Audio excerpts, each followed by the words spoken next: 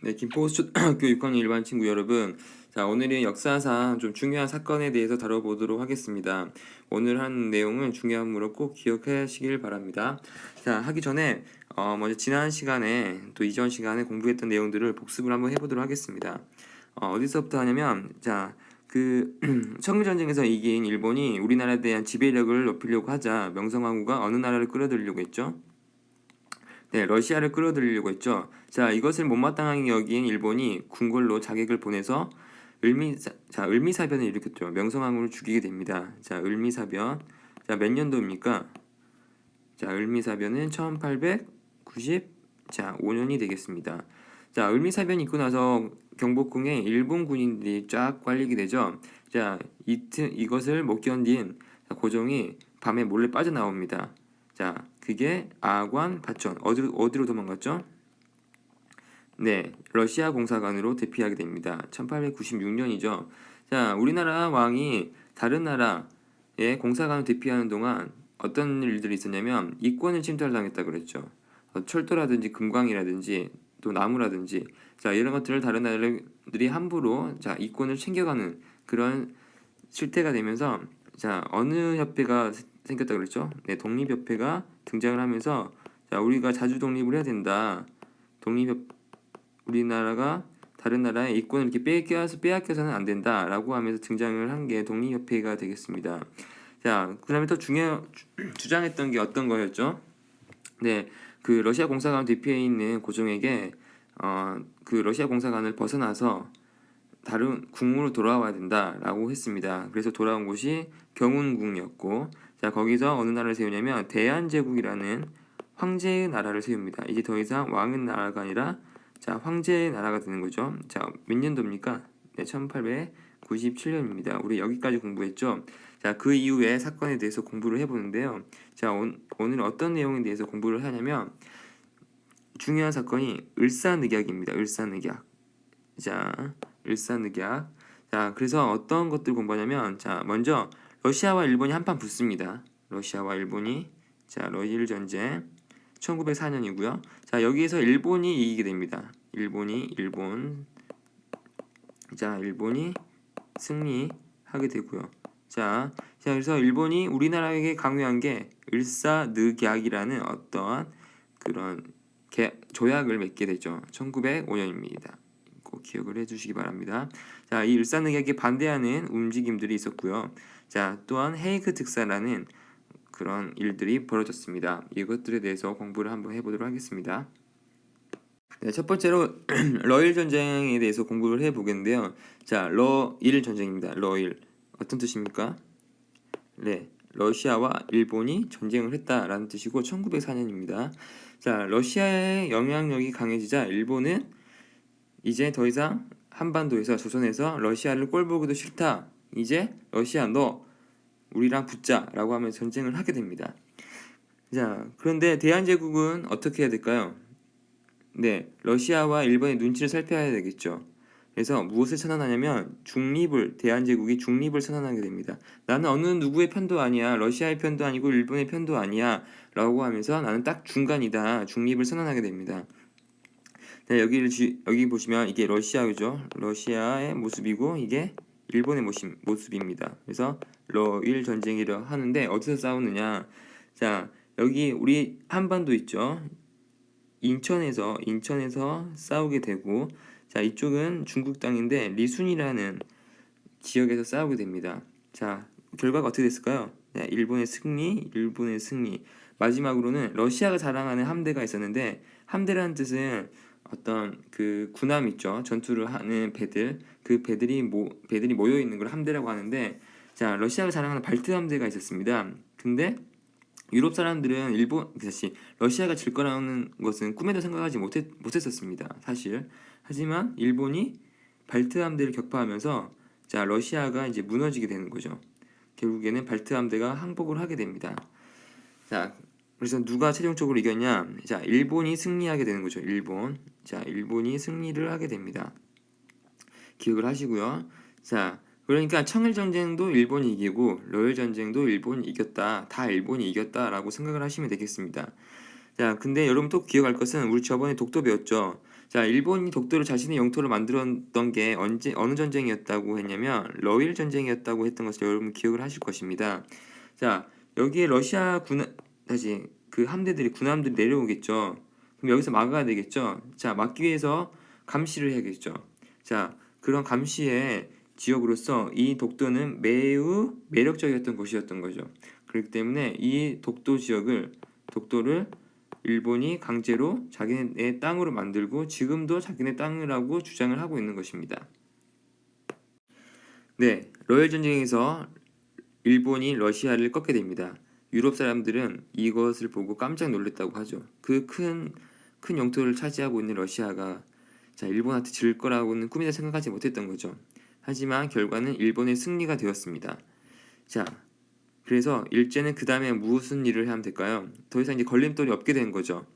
자, 그래서 한 사람이 등장을 하게 됩니다. 그 사람의 이름은 이토 히로부미입니다. 여러분 꼭 이거는 별표를 5개를 하고 별표 3개만 할게요. 꼭 알아두시기 바랍니다. 우리가 꼭 기억을 해야 될 이름입니다. 이토 히로부미. 이토 히로부미는 우리나라 침략을 계획하고 치밀하게 준비했던 사람이고, 자, 그 을미사변도 주도했던 사람으로 알려져 있습니다. 자, 명성황후를 죽이는데도 앞장섰다는 거죠. 그래서 이토 히로부미가 이제 우리 조선을 건너오게 됩니다. 누굴 만나냐면 고종을 만나게 되죠. 자, 고종을 만나서 고종한테 말을 합니다. 자, 고종, 당신 이제는 우리에게 걸림돌이 없다. 러시아도 물러나고 예전에 우리 청나라도 이기지 않았냐. 이제는 우리 세상이다. 라고 하면서 조선을 우리에게 넘겨라 하면서 어떤 조약문에 강제로 도장을 찍으라고 하죠. 그랬더니 고종이 싫다라고 하면서 거부를 하게 됩니다. 그랬더니 이토 히로부미 가만히 있지 않겠죠. 어떤 행동을 하냐면 자, 그 고종 밑에 있던 신하들 있죠. 신하들을 일일이 만나면서 총과 칼로 이업을 하면서 너희들이라도 도장을 찍어라. 너희들이라도 이 조선을 넘기는 것에 찬성을 해라 라고 하면서 협박을 하게 됩니다. 결국에는 신하들이 도장을 찍어주게 되죠. 그 찍어준 사람들을 나쁜 사람들이라고 해서 자, 을사늑약을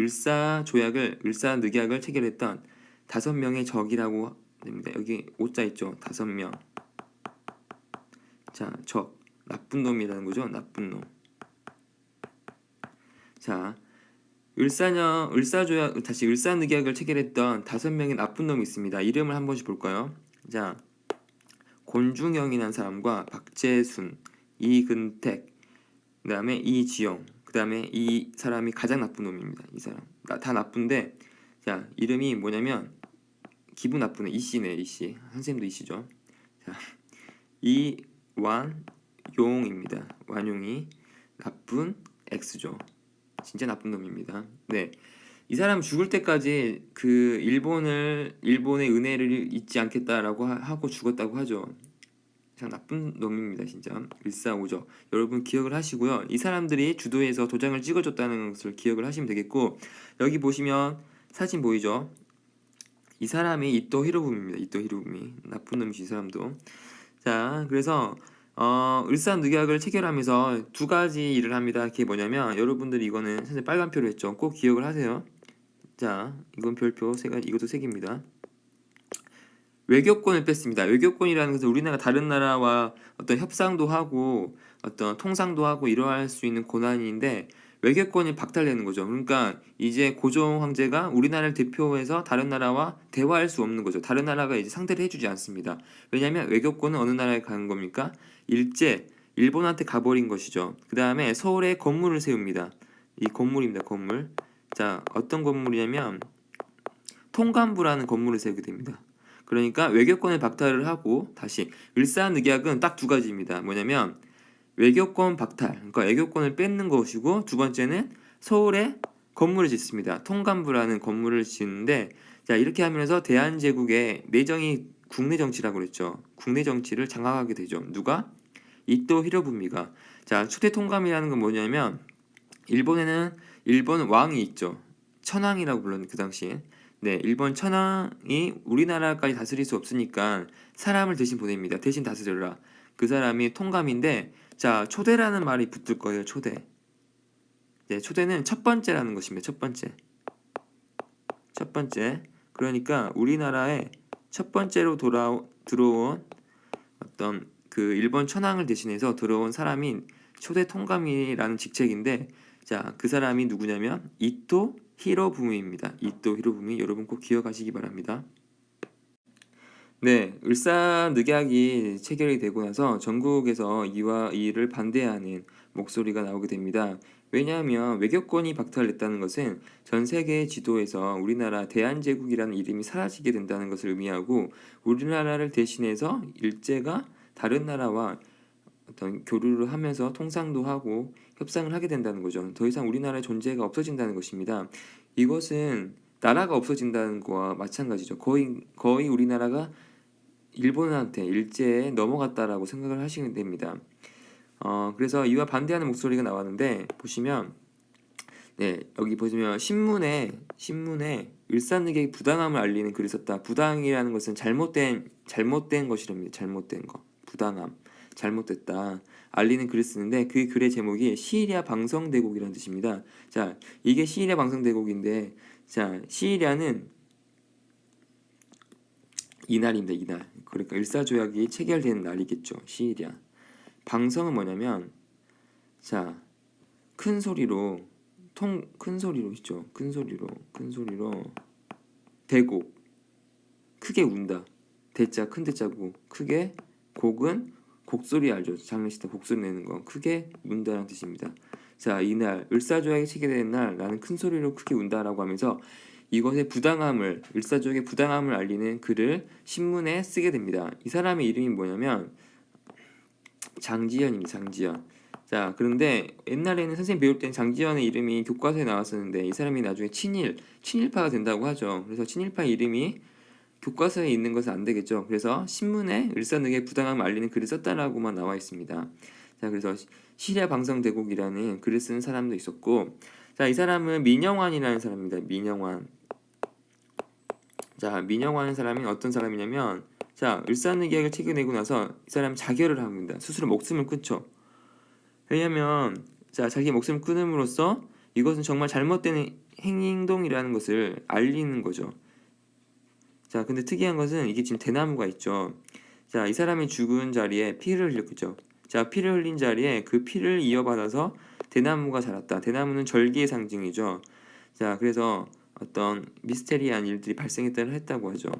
자, 민영환이 자결을 했었고, 민영환뿐만 아니라 여러 명이 자결을 했다고 합니다. 실제로. 그 다음에 전국에서 의병이 일어납니다. 의병이라는 것은 정식 군인은 아니지만 나라를 살리기 위해서 스스로 나타난 사람 이라는 뜻이죠. 그래서 일본과 전투를 벌이는 그런 모습도 보실 수가 있습니다. 그래서 을사늑약이 잘못된 것이기 때문에 전국적으로 이에 반대하는 사람들의 목소리가 나왔다라는 것을 여러분들이 기억을 하시면 되겠습니다.